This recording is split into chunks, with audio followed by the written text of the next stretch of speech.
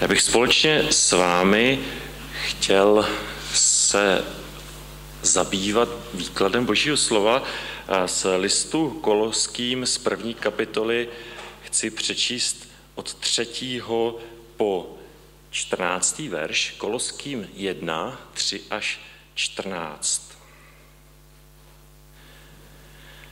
Já budu číst z překladu Bible 21, ale to je studijní, takže aspoň budete slyšet, vnímat dva překlady najednou. Jenom trošku připomenu, apoštol Pavel píše církvi, mladé církvi v Kolosech, je to město v dnešním Turecku, mladá církev, spoustu problémů, se kterými si potýkají mladé církve a do toho zní povzbuzení, napomenutí od apoštola Pavla, který tento dopis napsal z vězení. Tak slyšme Boží slovo. Kdykoliv se za vás modlíme, děkujeme Bohu, Otci našeho Pána Ježíše Krista. Neboť jsme se doslechli o vaší víře v Krista Ježíše a o lásce, kterou máte ke všem svatým. Obojí pramení z naděje, která je pro vás uložena v nebi, jak už jste slyšeli, když slovo pravdy, totiž evangelium, přišlo k vám. To nese ovoce a rozrůstá se po celém světě a stejně tak je tomu u vás, již ode dne, kdy jste je uslyšeli a opravdově poznali Boží milost. Toto vše jste se dozvěděli od našeho milovaného spoluslužebníka Epafra, který je vůči vám věrný Kristův služebník a který nám také pověděl o vaší lásce v duchu. Ode dne, kdy jsme o vás uslyšeli, proto nepřestáváme v modlitbách prosit, abyste byli ve vší moudrosti a duchovním porozumění, naplnění poznáním jeho vůle a abyste svým životem vždy dělali Pánu čest a radost. Abyste stále nesli ovoce dobrých skutků, rostli v poznání Boha, byli všemožně posilováni mocí jeho slávy, abyste mohli všechno trpělivě překonat a abyste s radostí děkovali Otci, který vám umožnil podíl na dědictví svatých ve světle. On nás vysvobodil z nadvlády temnoty a přenesl do království svého milovaného syna, v němž se nám dostalo vykoupení, totiž odpuštění hříchů. Tolik z Božího slova. A já se chci společně s vámi soustředit na ten závěr této části Božího slova a to na naší víru v praxi. Při komunikaci s lidmi, asi se potkáváme všichni s lidmi a bavíme se s lidmi a když se zmíní víra, tak někdo říká o sobě, že není věřící a na druhou stranu věří na pověry. A v Česku sice poslední statistika sčítání lidu, tam už si myslím, že nevyplňovali údaje o církevní příslušnosti, ale prostě o Česku se ví, že je o Albánii, tam jsou otazníky, ale nejvíce ateistická krajina v Evropě. Zřejmě máte však zkušenost, že když se bavíte se svými kolegy, tak najednou někdo klepe tu na dřevo, tu na zuby, tu jenom slyšíte, že co všechno lidé dělají, ti, kteří nevěří v Pána Ježíše Krista. A já svým kolegům pak říkám, jsi hluboce věřící, když věříš, že takováhle věc ti pomůže, že ti teď nevím, něco neschoří a tak dále, asi to všichni dobře známe. Co přináší, jak se projevuje naše víra? Někdo o sobě řekne, že je křesťan. Ale co to vlastně znamená, že jsem křesťan nebo že jsi křesťan? Na Ukrajině se navzájem vraždí pravoslavní křesťané navzájem. necelých 30 let zpátky na Balkáně, tak se vraždili východní, západní křesťané a muslimové navzájem. V Izraeli se tedy vraždí muslimové a judajisté. Nebudu zacházet do další historie a do různých příkladů, jenom nám chci všem položit tu otázku, jak se projevuje naše, moje, tvoje víra v Pána Ježíše Krista. Je moje víra plodná? Plodí něco, působí něco, je to nějak vidět?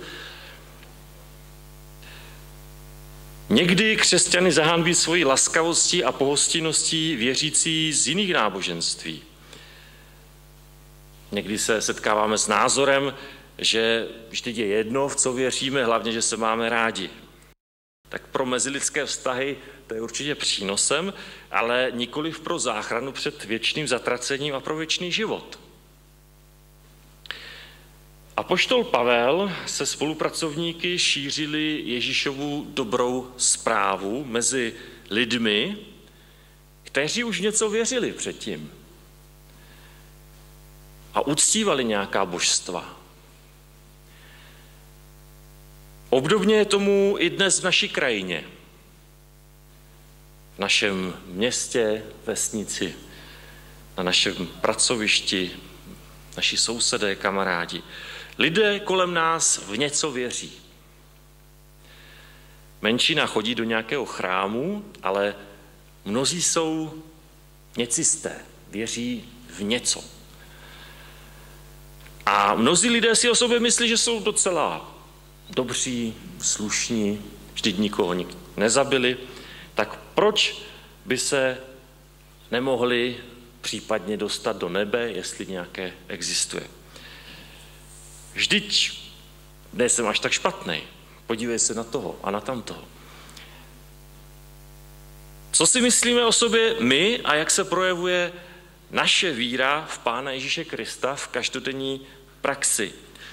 V úvodu zaznělo takové povzbuzení, abychom moc nenadávali a i když přijdou obtížné situace, jakože před námi auto jede strašně pomalu nebo blbě, anebo že se něco stane a my se cítíme, že my máme tu pravdu, jak se tehdy projevuje naše víra v Pána Ježíše Krista?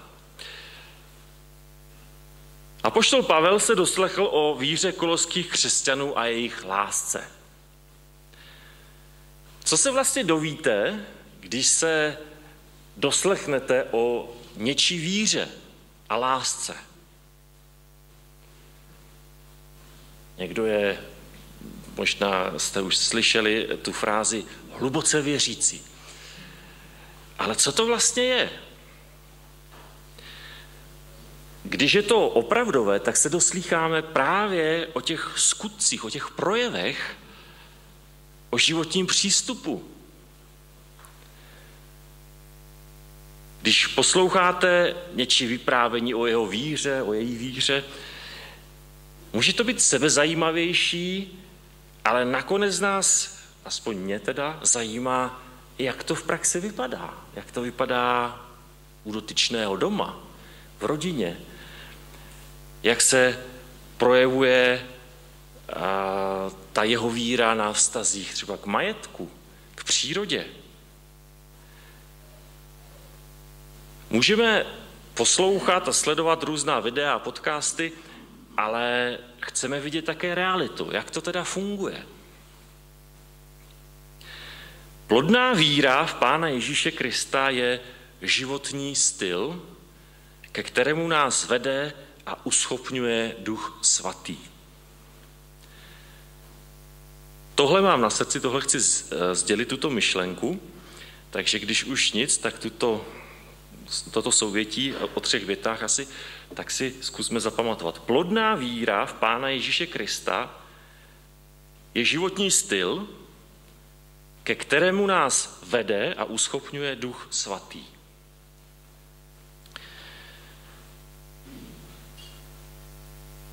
Nic nového, přesto někteří z nás zápasí s tím, aby Duch Svatý v našich životech působil.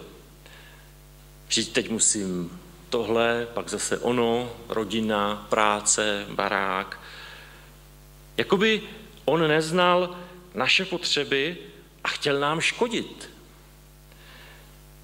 Vláda Ježíše v našich životech vychází z toho, že jsme se o něm dověděli, uvěřili v něj a odevzdali mu své životy. Naše vyznání víry ve vodním křtu nebylo vyvrcholení, ale významný krok, leč jeden z prvních v našem životě pod Ježíšovou vládou v moci jeho ducha. A podobně jako křesťané v Kolosách v tom prvním století, řekněme kolem roku 50 našeho letopočtu, tak i my po téměř 2000 letech potřebujeme, jak to apoštol Pavel shrnul do 3 bodů, nést ovoce dobrých skutků, růst v poznání Boha a být všemožně posilování mocí Boží slávy. Takové květnaté, obšírné, ale tohle všechno nám pomůže trpělivě všechno překonat a z radosti děkovat nebeskému Otci, jak jsme to četli ve 12. verši. A vracím se opět k tomu slovu na úvod. I v těžkých situacích děkovat a vnímat Boží moc, Boží východiska, Boží řešení. Takže trpělivě všechno překonat a z radosti děkovat nebeskému Otci nám pomůže. Za prvé nesení dobrých skutků, za druhé růst poznání Boha a za třetí být posilován mocí jeho slávy. Jak mám nést dobré skutky? Jednoduše. Když mě Duch Boží k něčemu vede, tak, jak říká logo nebo název jedné sportovní značky, prostě to udělej. Když tě Duch Boží k něčemu vede, tak to udělej. Někdy nad tím až moc zkoumáme. Já neříkám, že máme vypnout mozek, ale někdy asi to znáte. Například napomínání. Není to úplně běžný dobrý skutek, ale motiv napomínání křesťanů, mezi křesťany, mezi kristovce, je pokání dotyčného a náprava, aby nepřišel o spásu. Motivem je tedy láska. Ne, že já jsem lepší, co to děláš, prosím tě, podívej se na mě. To ne. Ani zase jsi to udělal. Ne. Napomínám proto, aby dotyčný se vrátil k Bohu a aby nehrozilo jeho věčné zatracení. Asi není tajemstvím, že málo kdo se chce kázně účastnit. Málo kdo chce kázeň v církvi dělat. Nevím, jestli máte v oblibě, když víte, že někdo je v nějakém hříchu a přijít za ním, bratře, sestro, no tady to není v pořádku, víš o tom, měl bys to dát do pořádku. Nebeskému Otci se tohle nelíbí.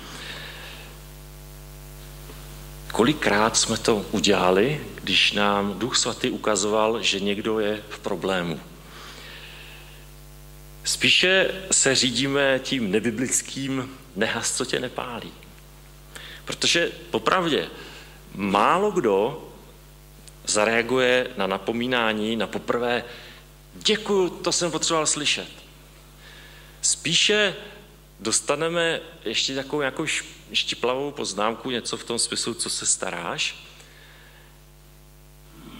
A potřebujeme i to unést, když naším motivem není někoho s prominutím sprdnout, ale právě ta náprava, hrozba věčného zatracení. Takže jestliže tě Boží duch k něčemu vede, udělej to. Dobrý skutek. Podobenství o milosrdném Samařanovi jistě všichni dobře známe, kdo jsme prošli nedělní besídkou.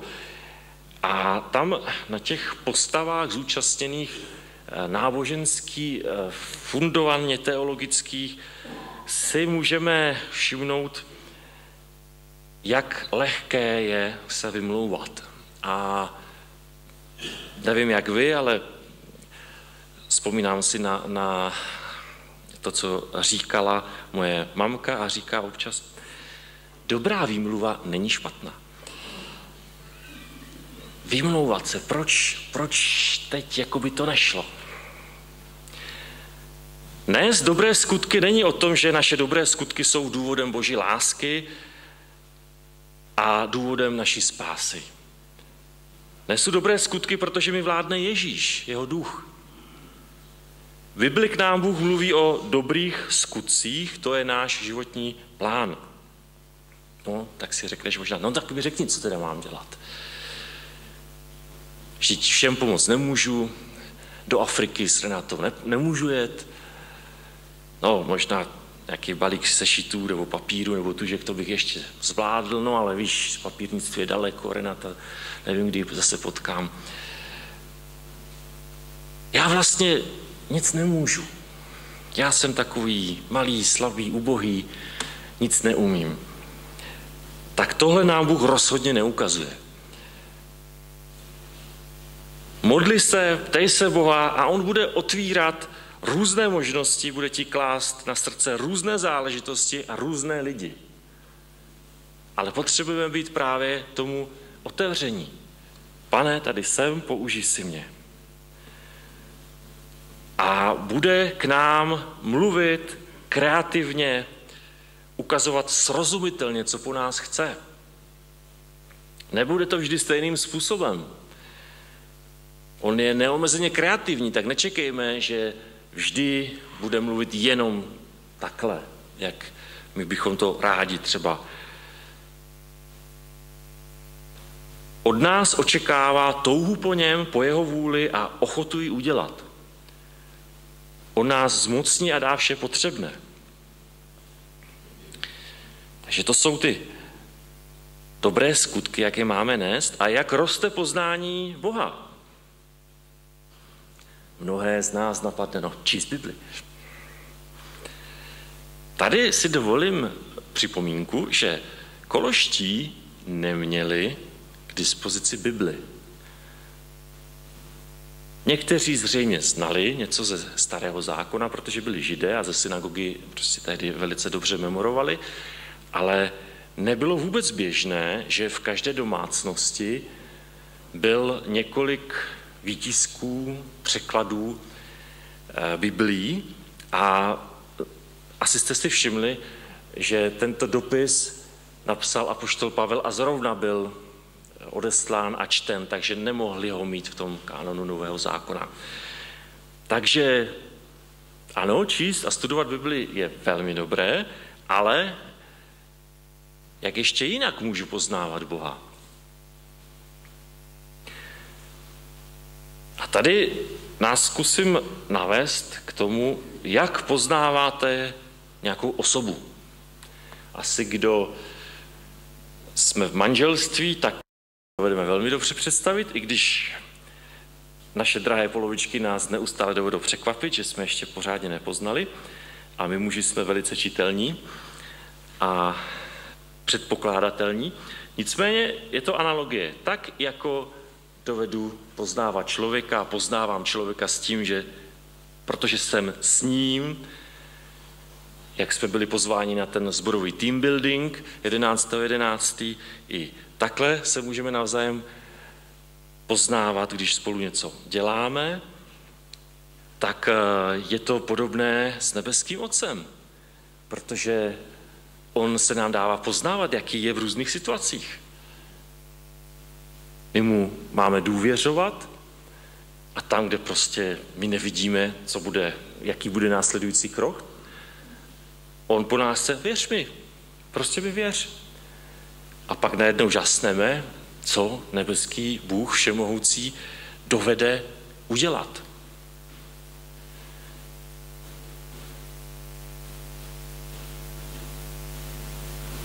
Takže podobně jako poznáváme nějakou osobu, tak můžeme poznávat a máme poznávat i Boha, když s ním žiju, když ho nechávám jednat, když se ho ptám, co se mu líbí a jestli se mu tohle líbí, A my jsme takový, že jako tušíme, že asi ne, ale jako, že ještě třeba nějakou výjimečku, že bychom to tady trošku...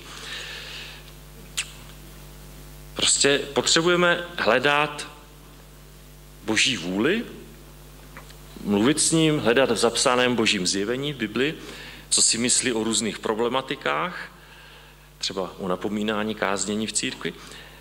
A neustále žasnu, že jeho řešení přesahují moje omezené vnímání světa, že jsem si myslel, tak to musí být jedině takhle. A najednou Bůh ukazuje možnost, která mě vůbec nenapadla.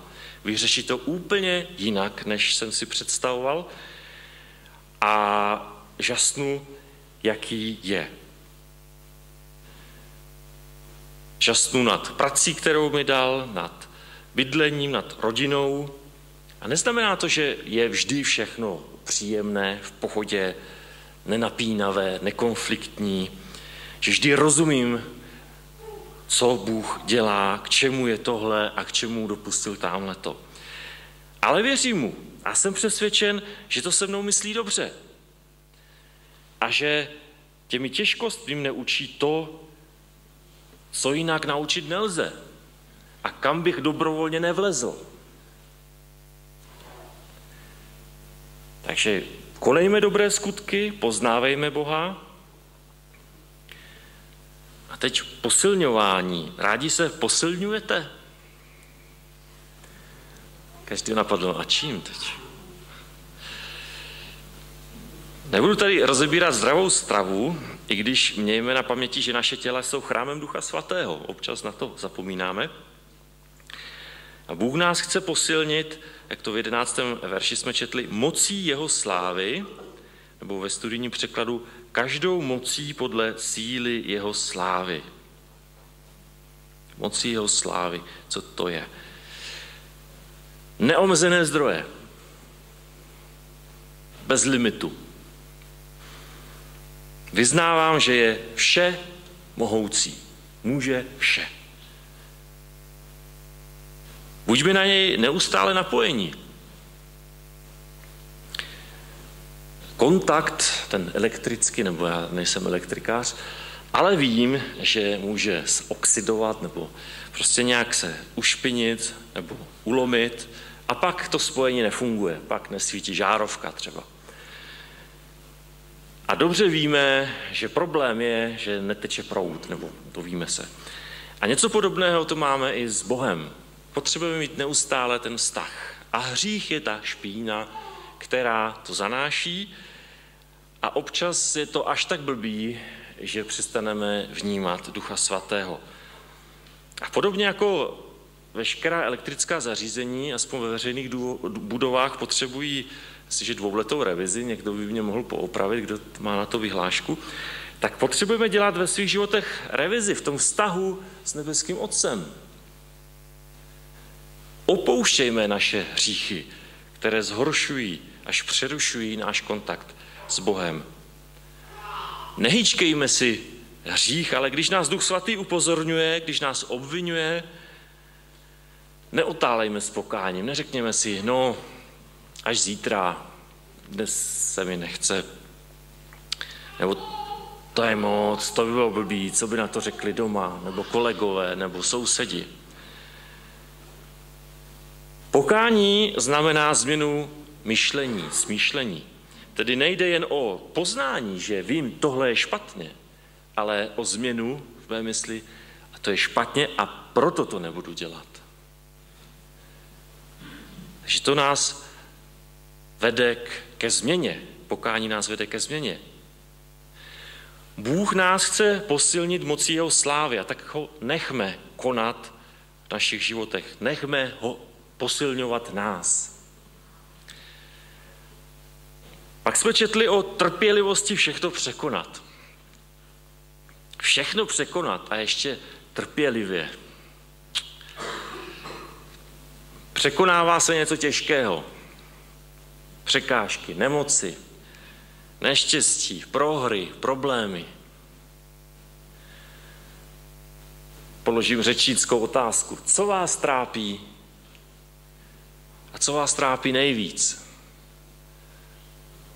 Někdo možná řekne, no tak kde bych začal? A někdo s úsměvem na tváři, no v podstatě nic, nebo jenom taková drobnost. Každý to máme prostě jinak. Ať už tak nebo onak potřebujeme to trpělivě překonat. Nějaké trápení trvá roky. A my se roky učíme trpělivosti. Ze začátku jsme jako malé děti. Asi to známe, kdo máme děti, když někam cestujeme. Sedneme do auta nebo do vlaku. A kdy už tam budeme? A kdy už tam budeme? Po 5 minutách. Na tohle si vzpomeňme, když budeme netrpěliví v našich životech. Povzbudivé je, že všechno jednou skončí. Ať tak či onak, ale skončí. Jak řekl drsně bratr Jaroslav Pospíšil, kterýho někteří znáte, kazatel, něco vyřeší plameny ducha, něco až plameny krematoria. Ale jednou to skončí. Trpělivě všechno překonat nám pomáhá poznávání Boha a konání dobrých skutků. Koloští neměli život jednodušší a snazší než my. Ano, nezvonili jim mobily, ale potýkali se s existenčními problémy tak jako my. S nemocemi bez funkčního zdravotnictví. S nenávistí a ostatními komplikacemi. Jen v trošku jiných dobových kulisách. Dokonce to zvládali bez internetu. Trpělivě všechno překonat je velmi obtížné. A ještě u toho s radostí děkovat nebeskému Otci. No to snad je až nemožné. Jenže to spolu souvisí. Ono to možné je, když jsem odevzdán nebeskému Otci, když je Ježíš pro mě skutečně pánem a nechávám ho vládnout, nechávám ho rozhodovat ve svém životě. Když hledám sílu v moci Ducha Svatého, tak tehdy i v těžkostech se dovedu radovat, být trpělivý a nezoufat si. Tak ať naše víra v Pána Ježíše Krista tohle plodí v našich životech skrze dobré skutky, poznání Boha a posílnění mocí jeho slávy. Nebeský Otče, děkujeme ti, že se k nám sklání, že k nám promlouváš, že nám ukazuješ, jak máme žít a vyznáváme, že bez tvého ducha to možné není. A tak prosíme, aby si nás naplňoval, zmocňoval, uschopňoval, ať žijeme ke tvé slávě a ať tvé evangelium šíříme ve svých životech, ať je naši víra plodná, ne neplodná. Děkujeme ti, že se o nás staráš. V jménu Pána Ježíše Krista. Amen.